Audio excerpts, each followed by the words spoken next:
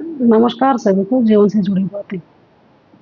मनोवाद विचारधारा के साथ जीना कितना मुश्किल होता है, ये मुझसे बेहतर कोई नहीं जान सकता। क्योंकि जो मैंने अनुभव किया है, और भी महिलाएं करती होंगी समाज में। ऐसी बहुत सी महिलाएं हैं, लाखों, आप गिन भी नहीं सकते। क्योंकि इस समाज का हिस्सा है, तो ये सभी हाउसवाइफ हैं जो इसको रोज फेस करती हैं।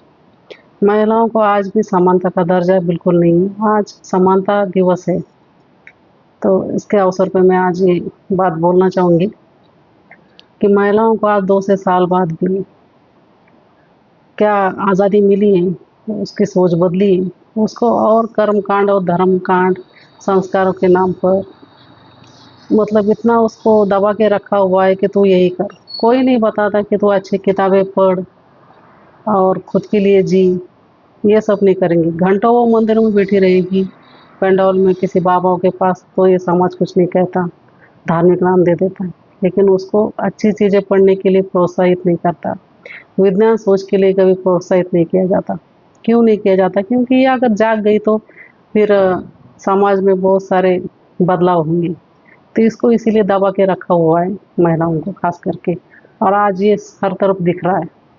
इतने साल बाद भी फुले शाहू महाराज, सावित्रीबाई फुले, इन्होंने जो कार्य किया है उसका असर सिर्फ, मैं मानती हूँ, 50% ही हुआ है। और भी बहुत ज़रूरी है हमारे समाज के लिए, महिलाओं के लिए काम करना। क्योंकि जब तक महिलाएं खुद से इसके लिए तैयार नहीं होगी, तब तक ये अपने बंधन से मुक्त भी नहीं हो पाएगी। ये बहुत बड़ी सच्चाई है हमारे समाज की। आज भी ये मनुवाद की जो सोच है हर समाज में है। एससी एसटी ओबीसी हर समाज के लोगों में, गांव देहातों में जाके आपको पता चलेगा कि महिलाओं को किस किस दशा की मतलब ट्रीटमेंट दी जाती है, किस अवस्था की। तब आपको पता चलेगा मनुवाद खत्म हुआ है क्या इस समाज से। वो होगा ही नहीं, क्योंकि इसकी जड़ें बहुत मजबूत है। हर एक महिला को गाली देती है। पुरुष उसको नीचा, पैरों के नीचे दबाना चाहता है, उसका शोषण करना चाहता है। ये मनुवाद है। मनुवाद कहीं और कोई दूसरा शब्द ही नहीं है। क्योंकि ये हर चीज़, हर लोग इसको फॉलो करते हैं, जो अनपढ़ भी है, गँवार भी है, और अच्छे एजुकेटेड पढ़े लिखे लोग भी। क्योंकि महिलाओं को देखने का नज़रिया इनका अलग ही है। मैं इसीलिए आज मैं ये बात करना चाहूँगी, इसकी सच्चाई बताना चाहूँगी। क्योंकि ये मैंने खुद अनुभव किया है। ये चीज़ें आस-पास तो मैं देखती रहती हूँ। क्योंकि ये सोच कोई नहीं बदल सकता। किसी भी इंसान की हम सोच ही नहीं बदल सकते, क्योंकि बहुत भयानक है ये सब कुछ। मैं जब देखती हूँ तो मैं अपने बारे में भी सोचती हूँ, मैं भी खुद कुछ नहीं कर पाती हूँ अपने लिए। क्योंकि मेरे पति खुद एक अच्छे खासे पढ़े लिखे अधिकारी पोस्ट पर होने के बावजूद भी मेरे पति की सोच मनोवादी है। तो ये बताने में मुझे कोई हिचक नहीं है। और इससे मुझे कितना रोज़ फेस करना पड़ता है ये मैं ही जानती हूँ। ऐसे इंसान के साथ इतने सालों तक रहना, और खुद अगर पता चल जाता है तो कितनी तकलीफ़ होती है इस सोच के साथ जीना।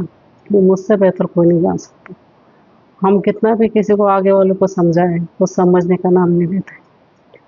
और ये सब चीज़ें हमारे हाथ से बाहर हैं, क्योंकि समाज का बहुत गहरा असर हुआ है इसके ऊपर। इसीलिए हम बदल भी नहीं सकते इसको। बदलना चाहे तो बवाल हो जाता है। सच किसी को पसंद नहीं होता है। तो रोज़ मेरे लिए नया सवेरा होता है, और एक नई मुसीबत, और उसके लिए मुझे अंदर से स्ट्रॉन्ग बनना पड़ता है फेस करने के लिए ऐसी चीज़ें। क्योंकि ऐसे लोग क्या बोलेंगे, क्या नहीं। और मेरी एक मजबूरी भी है, मेरे बच्चे अभी सेटल नहीं हुए। तो इतने सालों तक, 30 साल तक मैंने ये सब कुछ झेला है, और झेल रही हूँ जब तक जीवन है। क्योंकि महिलाओं को अगर आप अपने बलबूते पे खड़ी नहीं होती है, तो ये सब चीज़ें फेस करनी पड़ती है। इसीलिए मैं कहती हूँ कि महिलाएँ आत्मनिर्भर बनें और इस बंधन से बाहर निकलें। जब तक महिलाएँ खुद अपने आप से ये नहीं चाहेगी कि मुझे किसी पुरुष की ज़रूरत ही नहीं, तब तक महिलाएँ आज़ाद नहीं हो सकती हैं। उनको हर समय पुरुष की ज़रूरत पड़ेगी, तो फिर ये मनोवाद तब तक चलता रहेगा। इसलिए मैं हमेशा बोलती हूँ कि महिलाएँ पहले आत्मनिर्भर बनें, अपने पैरों पे खड़ी हो। कोई ज़रूरत नहीं है, पैसा है तो सब कुछ है। आप इतना तो कमा ही सकती हैं कि आपका जीवन आप जी सकें। तो मेरी हर महिला से वही रिक्वेस्ट है, भाई अच्छे कामों के लिए, खुद के स्वाभिमान के लिए जिए आप, और पढ़ाई करें। किसी भी पुरुष के सहारे आपको जीना ना पड़े।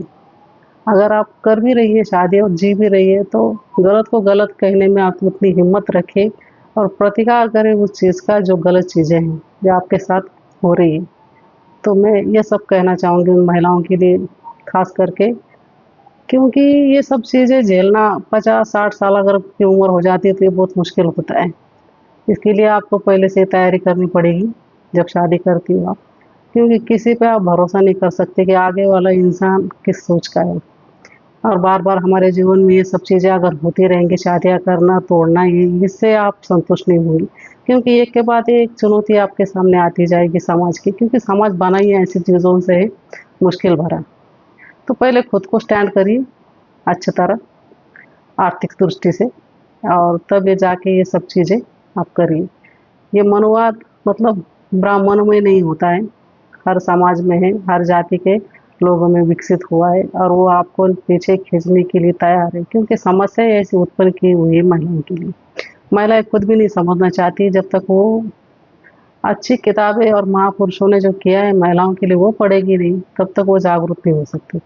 इसलिए मैं सबसे यही कहना चाहूँगी, भाई जीवन एक बार ही मिला है, उसको ऐसे किसी के लिए भी मत गंवाइए। आप अकेले आपको सुधारने के लिए आए हो, खुद के लिए, लेकिन आप यहाँ दूसरों को ये सुधारने में और दूसरे की ज़िंदगी बदलने में लगे हुए हैं।